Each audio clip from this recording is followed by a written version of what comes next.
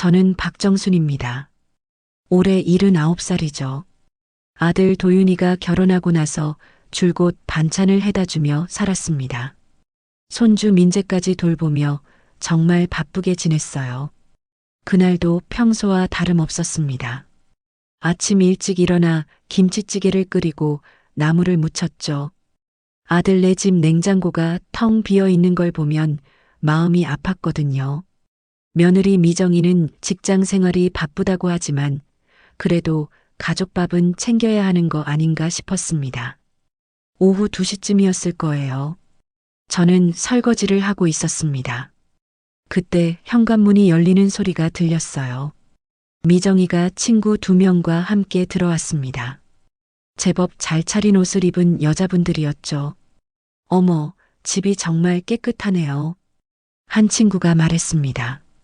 그때 미정이가 웃으며 대답했어요. 우리 집 식모예요. 시어머니라곤 하지만 그냥 집안일만 해요. 그 순간 제 손에서 그릇이 떨어질 뻔했습니다. 식모라고요? 저를 식모라고 불렀다고요? 뒤에서 친구들이 어색하게 웃는 소리가 들렸어요. 제 가슴이 쿵쾅거리기 시작했습니다. 마치 누군가 가슴 한가운데에 칼을 꽂아 넣은 것 같았어요. 숨이 막힐 것 같았습니다. 우리 시어머니 정말 부지런하시거든요. 매일 이렇게 해주셔서 너무 고마워요. 미정이가 이어서 말했지만 이미 늦었습니다. 저는 그 자리에서 움직일 수가 없었어요. 다리에 힘이 빠져버렸거든요. 48살 며느리가 그것도 친구들 앞에서 저를 식모라고 부르다니요. 설거지를 하던 제 손이 떨렸습니다. 비누거품이 가득한 물에서 접시를 건져내며 생각했어요. 저는 지금까지 무엇을 하며 살아온 걸까요? 아들을 키우고 며느리를 받아들이고 손주를 돌보며 이 집안을 위해 살아왔는데요. 친구들은 거실에 앉아 커피를 마시며 이야기를 나누고 있었습니다. 저는 주방에서 그들의 웃음소리를 들으며 가슴이 조여왔어요. 과연 저는 이 집에서 어떤 존재일까요? 미정이는 친구들에게 자랑스럽게 집 이곳저곳을 보여주고 있었습니다. 여기는 아이 방이고요. 저기는 서재예요. 그런데 저에 대해서는 더 이상 언급하지 않더군요. 주방에서 홀로 서 있으니 눈물이 났습니다. 하지만 울 수는 없었어요. 친구들이 아직 있었거든요. 저는 그냥 묵묵히 설거지를 마저 했습니다. 친구들이 돌아간 후에도 미정이는 아무렇지 않게 행동했어요. 마치 방금 전 일이 없었던 것처럼 말이죠. 저는 그런 며느리를 보며 더욱 당황스러웠습니다. 그날 밤 집으로 돌아와서도 잠을 이룰 수 없었어요. 식모라는 그 말이 계속 머릿속에서 맴돌았거든요. 저는 정말 이 집안의 식모에 불과한 걸까요? 다음 날 아침 저는 아들 도윤이에게 전화를 걸었습니다. 마음속에 담아두고 있던 이야기를 털어놓고 싶었거든요. 도윤아, 엄마가 할 말이 있다. 제가 말했습니다. 네, 엄마. 무슨 일이세요? 어제 미정이가 친구들 앞에서 나를 식모라고 했단다. 목소리가 떨렸어요. 말하고 나니 더욱 가슴이 아팠습니다. 전화 너머로 아들이 한숨을 쉬는 소리가 들렸어요. 아, 그거요? 그거라고요? 제가 이렇게 상처받고 있는데 그거라고 표현하다니요. 엄마, 그냥 못 들은 척해요. 미정이가 친구들 앞에서 체면 때문에 그런 거예요. 도윤이의 목소리는 담담했습니다. 저는 믿을 수가 없었어요. 제 아들이, 제가 낳아 기른 아들이 이런 말을 하다니요. 도윤아, 엄마가 지금 얼마나 상처받았는지 아니? 제 목소리가 높아졌습니다. 알아요, 엄마. 하지만 미정이도 직장에서 스트레스 받아서 그런 거예요. 그냥 넘어가세요. 그냥 넘어가라고요? 저를 식모라고 부른 걸 그냥 넘어가라고요? 엄마, 저도 회사에서 바쁘니까 이런 일로 신경 쓰지 마세요. 도윤이는 짜증 섞인 목소리로 말했습니다. 전화를 끊고 나서 저는 더 큰 배신감을 느꼈어요. 며느리가 저를 식모라고 부른 것보다 더 아팠습니다. 제 아들마저 제 편이 아니었거든요. 그날 오후 아들네 집에 갔을 때도 마음이 무거웠어요. 평소대로 반찬을 해주고 청소를 했지만 마음은 그렇지 않았습니다. 미정이는 제게 아무 말도 하지 않았어요. 마치 어제 일이 아무것도 아니었다는 듯이 말이죠. 저는 그런 며느리를 보며 답답했습니다. 어머니, 고생하세요. 미정이가 출근하며 인사했습니다. 평소와 똑같은 인사였어요. 하지만 제게는 그 인사조차 위선적으로 들렸습니다. 저는 빨래를 널며 생각했어요. 과연 제가 이 집안에서 받는 대우가 이게 맞는 건가요? 아들도 며느리 편만 들고 저는 혼자 속상해하고 있는 게 맞는 건가요? 점심을 먹으며 도윤이에게 다시 말해봤습니다. 도윤아, 엄마 마음 좀 알아줘. 엄마, 또 그 얘기예요? 미정이한테 직접 말하지 그러세요. 도윤이는 밥을 먹으며 대수롭지 않게 말했어요. 직접 말하라고요? 며느리에게 직접 말하라고요? 저는 황당했습니다. 아들이 중간에서 해결해줘야 하는 게 아닌가요? 친구 앞에서 날 식모라 부르는 며느리, 아들마저 내 편이 아니구나. 저는 속으로 중얼거렸어요. 그날 저녁 집으로 돌아오는 길에 마음이 참 복잡했습니다. 이렇게 살아가는 게 맞는 건가 싶었거든요. 며느리도 아들도 제 마음을 몰라주는데 말이죠. 혼자 집에 앉아 있으니 더욱 외로웠어요. 남편이 살아계셨다면 이런 일을 어떻게 해결하셨을까요? 저는 그리운 남편 생각에 눈물이 났습니다. 며칠이 지났는데도 제 마음은 편하지 않았습니다. 그런데 더 큰 일이 벌어졌어요. 월요일 오전 시장에 장을 보러 갔는데 평소보다 사람들의 시선이 이상했습니다. 뭔가 저를 보는 눈빛이 달랐어요. 박할머니, 야채가게 사장이 저를 불렀습니다. 네. 요즘 어떻게 지내세요? 사장의 목소리에 묘한 동정심이 섞여 있었어요. 그냥 지내죠. 뭐? 저는 대답했습니다. 그때 옆에서 장을 보던 아주머니가 끼어들었어요. 아이고, 박할머니. 며느리가 참 그렇네요. 네. 저는 어리둥절했습니다. 모르세요? 온 동네에 소문 났는데. 아주머니가 목소리를 낮춰 말했어요. 며느리가 시어머니를 가정부처럼 부른다더라고요. 그 순간 저는 머리가 하얘졌습니다. 미정이의 친구들이 동네에 그 이야기를 퍼뜨린 거였어요. 누가 그런 말을 했나요? 제가 물었습니다. 이제 온 동네가 다 알아요. 참 안 됐다고 다들 그러던데. 야채가게 사장이 안쓰러운 눈빛으로 저를 봤어요. 저는 당근과 양파를 사며 손이 떨렸습니다. 온 동네 사람들이 다 안다고요? 제가 며느리에게 식모 취급을 받는다는 걸 말이죠? 정육점에 갔을 때도 마찬가지였어요. 사장이 고기를 써주며 말했습니다. 박할머니 마음고생 많이 하시겠어요. 네. 아니, 그냥요. 건강 챙기세요. 어디를 가나 사람들의 시선이 따가웠어요. 마치 제가 불쌍한 사람이라도 된 것처럼 말이죠. 길에서 만난 동네 아주머니는 더 직설적이었어요. 정순 언니 며느리 때문에 많이 속상하시죠? 뭔 소리예요? 아니, 며느리가 언니를 식모라고 했다면서요? 참 못된 년이네요. 저는 부끄러워서 얼굴이 빨개졌습니다. 정말 온 동네에 소문이 퍼진 거였어요. 언니가 얼마나 정성스럽게 아들네 집안일을 해주는데 어떻게 그런 말을 할 수 있어요? 아주머니가 붕괴하며 말했습니다. 저는 빨리 그 자리를 벗어나고 싶었어요. 더 이상 이런 이야기를 듣고 싶지 않았거든요. 슈퍼마켓에서도 계산하는 아주머니가 저를 보더니 고개를 저었어요. 요즘 며느리들이 참 그래요. 시어머니 고생시키고 집으로 돌아오는 길이 참 길게 느껴졌습니다. 평소에는 이웃들과 반갑게 인사하며 걸었는데 그날은 고개를 숙이고 빨리 걸었어요. 엘리베이터에서 만남 같은 아파트 주민도 저를 보더니 씁쓸한 표정을 지었습니다. 박 할머니, 요즘 어떠세요? 네, 그냥요. 세상 참 각박해져서 그분이 중얼거렸어요. 집에 도착해서 문을 닫고 나니 온몸에 힘이 빠졌습니다. 온 동네 사람들이 제 이야기를 하고 있다는 게 믿어지지 않았어요. 저는 거울 앞에 서서 제 모습을 봤습니다. 79살의 늙은 여자가 보였어요. 정말 제가 며느리에게 식모 취급받을 만한 모습일까요?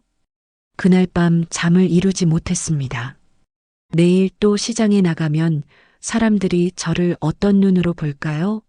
불쌍한 시어머니로 볼까요? 목요일 오후였습니다. 저는 평소보다 우울한 마음으로 집에 있었어요. 그때 현관문을 두드리는 소리가 들렸습니다. 문을 열어보니 손주 민재가 서 있었어요. 21살 대학생인 민재는 제가 가장 아끼는 손주였습니다. 할머니, 민재가 저를 보더니 환하게 웃었어요. 어머, 민재야. 어떻게 왔니? 저는 반가웠지만 한편으로는 걱정이 됐어요. 혹시 민재도 그 소문을 들었을까 봐서요. 민재는 거실에 앉더니 표정이 어두워졌습니다. 할머니, 저 할머니한테 할 말이 있어요. 무슨 말? 민재의 눈에 눈물이 고였어요. 할머니, 엄마가 할머니를 뭐라고 했는지 들었어요. 제 가슴이 철렁 내려앉았습니다. 민재까지 알게 됐구나 싶었어요. 민재야, 그건. 저는 말을 이으려다 멈췄습니다. 할머니, 저는 할머니가 제 자랑이에요. 민재가 눈물을 글썽이며 말했습니다. 절대 창피한 분이 아니에요. 그 말을 듣는 순간 제 눈에서도 눈물이 났어요. 아들도 며느리도 제 마음을 몰라주는데 손주만큼은 저를 이해해주는구나 싶었습니다. 민재야. 저는 손주를 꼭 안아줬어요. 할머니, 엄마가 너무 심했어요.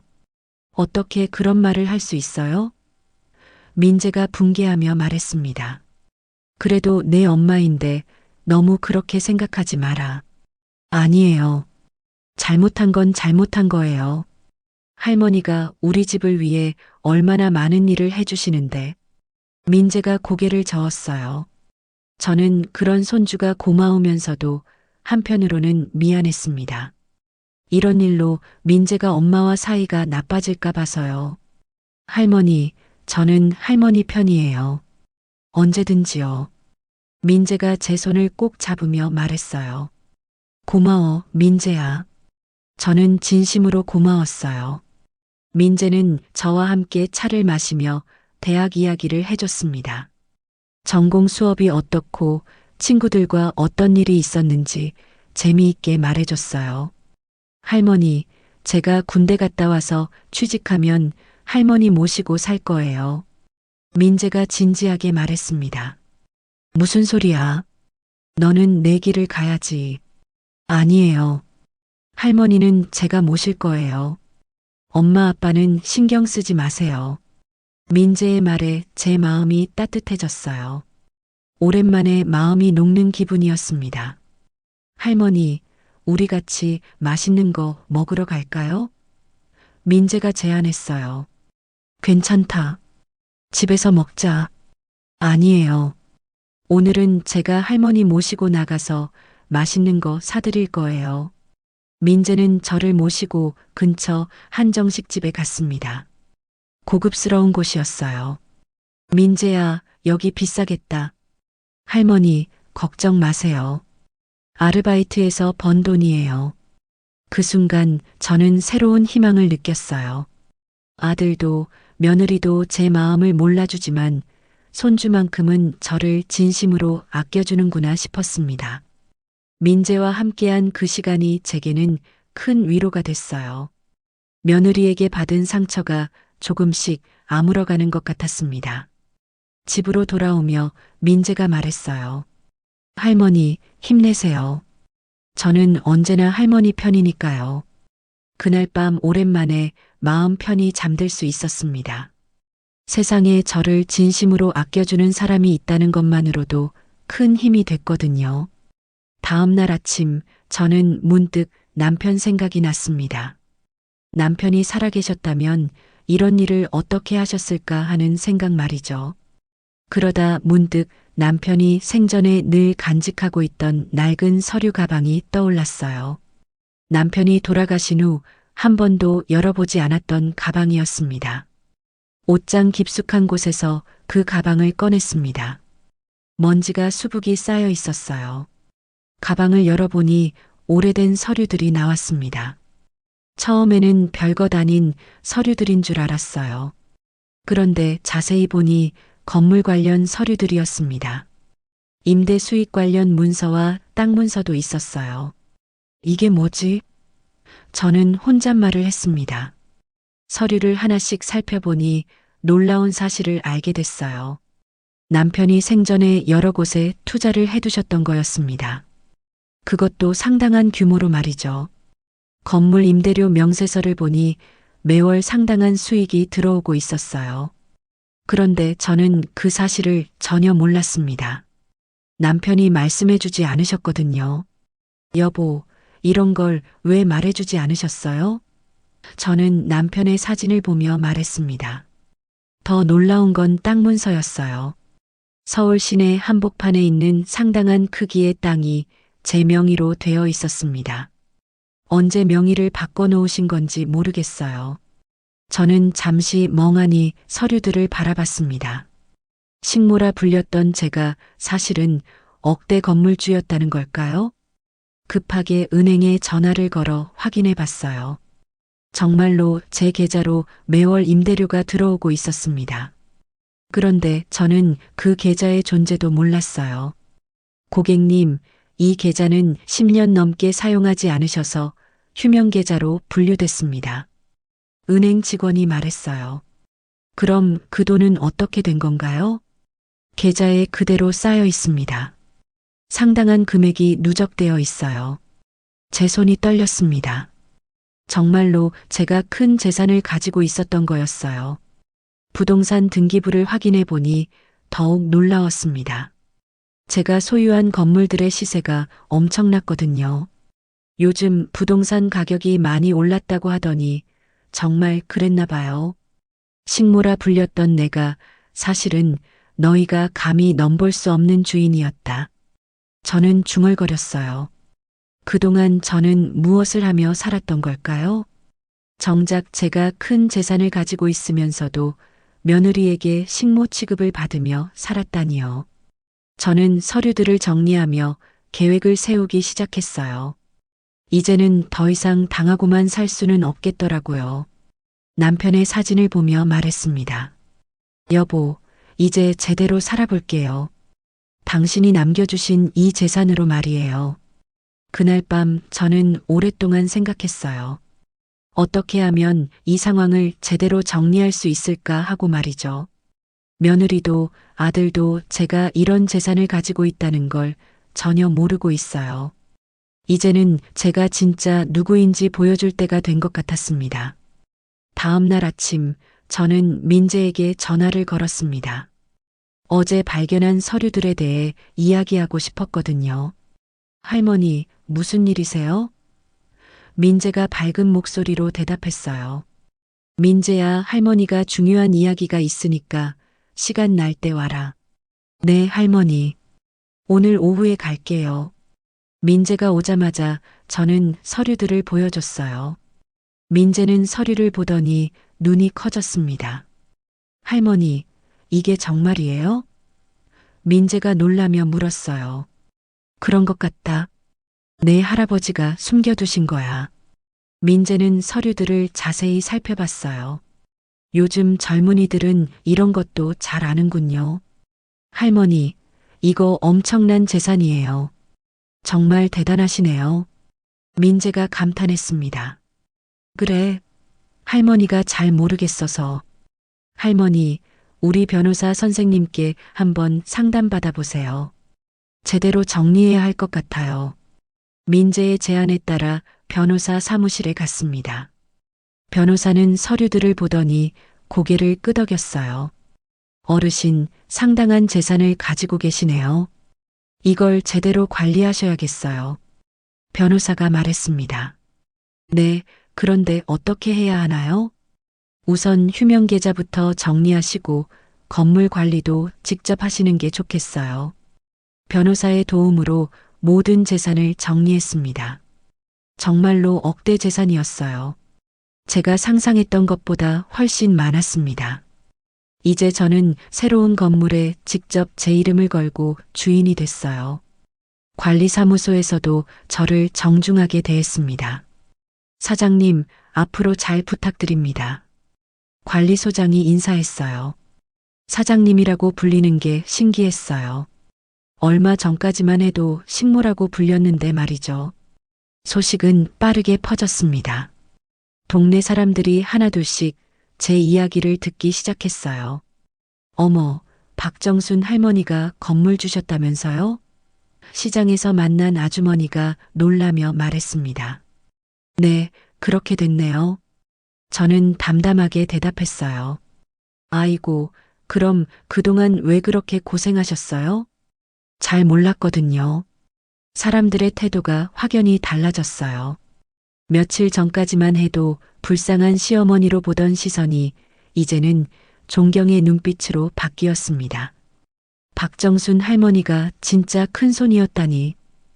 정육점 사장이 혀를 내둘렀어요. 세상에 그런 큰 재산을 가지고 계셨으면서 왜 그렇게 조용히 사셨어요? 야채가게 아주머니가 물었습니다. 남편이 말해주지 않아서 몰랐어요. 저는 솔직하게 말했습니다. 이제 거리를 걸을 때도 사람들이 저를 보는 눈빛이 달랐어요. 불쌍한 시어머니가 아니라 성공한 사업가로 보는 것 같았습니다. 민재는 제 변화를 보며 기뻐했어요. 할머니, 이제 당당하게 사세요. 고마워, 민재야. 내가 도와줘서 가능했다. 할머니가 원래 이런 분이셨어요. 다른 사람들이 몰랐을 뿐이죠. 저는 새로운 인생을 시작하는 기분이었어요. 더 이상 누구에게도 주눅 들지 않을 거라고 다짐했습니다. 소식은 며느리 미정이에게도 전해졌습니다. 동네 소문이라는 게 정말 빠르더라고요. 화요일 오후 미정이가 급하게 제 집으로 찾아왔어요. 평소와는 다른 표정이었습니다. 당황스러워하는 기색이 역력했어요. 어머니, 정말이에요? 미정이가 숨을 헐떡이며 물었습니다. 뭐가? 어머니가 건물주라는 게 정말이에요? 저는 차를 한 잔 끓여주며 천천히 대답했어요. 그런 것 같구나. 어머니, 그럼 왜 지금까지 말씀해주지 않으셨어요? 미정이의 목소리가 떨렸어요. 나도 몰랐거든. 내 시아버지가 말해주지 않아서. 미정이는 그 자리에 주저앉았습니다. 얼굴이 새하얘졌어요. 어머니, 그럼 제가 그동안. 미정이가 말을 잇지 못했습니다. 저는 미정이를 바라봤어요. 며칠 전까지만 해도 저를 식모라고 부르던 며느리가 이제는 이런 모습이군요. 미정아, 너 괜찮니? 저는 일부러 차분하게 물었습니다. 어머니, 저는 정말 몰랐어요. 만약 알았다면 절대 그런 말 안 했을 거예요. 그 말을 듣는 순간 저는 화가 났어요. 제가 가난해서 그런 말을 해도 된다는 뜻인가요? 미정아, 내가 가난하면 식모라고 불러도 되는 거니? 아니에요, 어머니. 그런 뜻이 아니에요. 미정이는 눈물을 흘리기 시작했어요. 하지만 저는 동정심이 들지 않았습니다. 어머니, 제가 정말 잘못했어요. 다시는 그런 일 없을 거예요. 미정아, 이미 늦었다. 내가 친구들 앞에서 나를 뭐라고 했는지 기억하지? 미정이는 무릎을 꿇고 울기 시작했어요. 어머니, 제발 한 번만 용서해 주세요.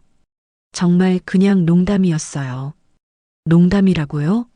저를 식모라고 부른 게 농담이라고요? 그때 미정이의 핸드폰이 울렸어요. 친구로부터 온 전화였나 봐요.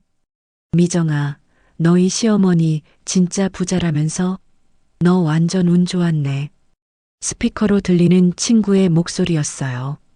미정이는 급하게 전화를 끊었지만 이미 늦었습니다. 친구들도 다 알고 있었던 거예요. 어머니, 저는 정말. 미정이가 말하려고 했지만 저는 손을 들어 막았습니다. 미정아, 그만하자. 이미 다 늦었어. 미정이는 계속 울면서 빌었어요. 어머니, 제발이요.